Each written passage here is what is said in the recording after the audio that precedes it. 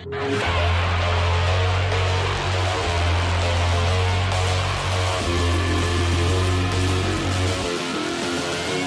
happening, true gamers, and welcome back to the channel, and welcome back to what might be the last Cyberpunk 2077 video before the launch of Cyberpunk 2077, which launches in just 7 days as of recording. We're getting close now to our most anticipated game of the last, I don't know how many years. Life has just sort of become the present when I started thinking about Cyberpunk 2077 and life without purpose. And because we're so close, I wanted to talk about my top 5 things I'm most excited for in Cyberpunk 2077 before launch, and then maybe come back to this video when we are in Night City and see if it lived up to our hype. I am your Cyberpunk guide to the dystopian future, Eddie, and if you enjoy this video, drop a like, subscribe, and all the other YouTube things, and come back for more Cyberpunk content on release. I've decided I'm going to stream the first 3 hours of me playing the game, and if you guys want to come see that, that's cool, or if you guys want to go play it and then come back and we can talk all about how all of our versions were different. I think that would be really cool, and I'm super interested how you guys decided to go. By the way, drop a comment below and let me know if you've decided which life path you're going to take when this game drops on December 10th. I've been going back and forth, but I think I'm going to stick with the Street Kid. I think I'm going to go that way. Or maybe Corpo. I don't know. Let me know in the comments section.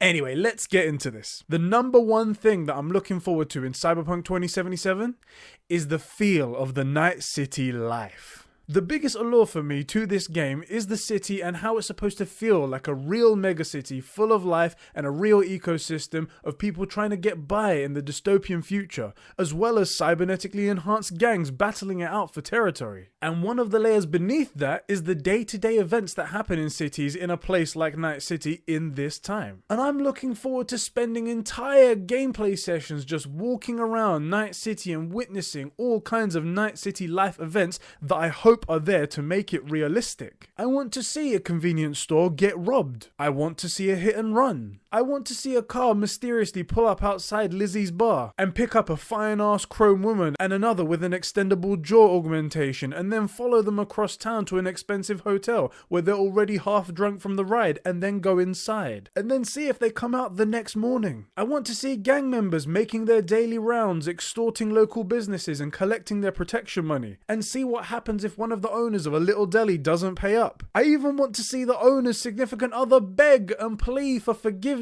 and use their children as reasons not to hurt them. Wow, this makes me sound really messed up, doesn't it? On the brighter side, I also want to see what the nightlife is like. What happens if I go up to a bar or a nightclub? Will they let me in or reject me based on the arsenal of cyberware under my real skin? And what happens if I pick up an NPC? Can I start a fight with a ganger and start on a full-on nightclub fight that gets picked up by local news networks? And will that decision come back to haunt me in the future? These are just a few examples of what I mean when I say I want to feel the Night City life and want to experience it as a member of this messed up but great city. I hope it lives up to my expectations. Number 2 on my list is Johnny Silverhand's story. I want to go deep, and I mean deep, into Johnny Silverhand's story. I won't go too deep into it in this video in risk of spoilers because we are so close to the release and some people just want to experience it for themselves, but I desperately want the full story on Johnny Silverhand with nothing left out. We already know he's a major part of the story, and we know a few more details from interviews that I won't mention because they didn't come from Cyberpunk's official Twitter or YouTube channel. But from reading all of those and reading into the history of Cyberpunk and all of the information that I put into my Who is Johnny Silverhand video, which you can find by clicking that up there, all of that has made me want to know everything about Johnny Silverhand, and I hope we find out everything about him and everyone around him. I have so many questions and they need to be answered. I hope we go deep into Johnny's past and all of the time leading up to 2077. We have seen in some trailers released by CDPR that you play through the eyes of Johnny Silverhand, so we know we get to relive some of his past, which is fantastic, and we get to see a little bit about Adam Smasher before he becomes this. But in order to feel the hate and tension in these scenes between these two supposedly important characters, I hope we see enough of them and enough of their backstory to really make us believe the story leading up to and causing Johnny being a ghost in a chip in your head. And from what we know, Johnny Silverhand is a bit of an asshole, which is actually really cool, but I do hope at the end of it, he's still an asshole, but he's your asshole and we're kind of brothers. That would be really nice. Number 3 on my list of things I want to experience in Cyberpunk 2077, Judy Alvarez. Ah. Ooh. Oh, baby girl. God damn it, Judy. Is your neural connection hot because you've been net running through my mind all day?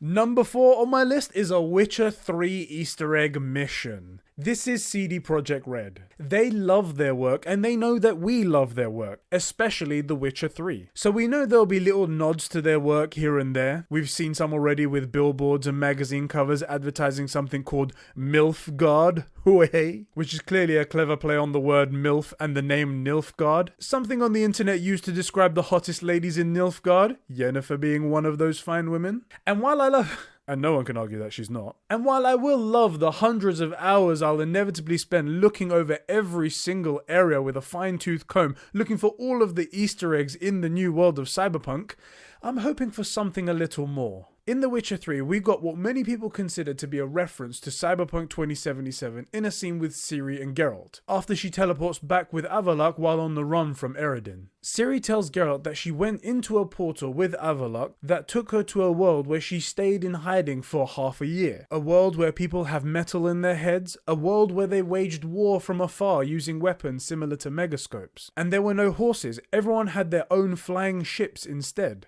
People there had metal in their heads, waged war from a distance, using things similar to megascopes. And there were no horses.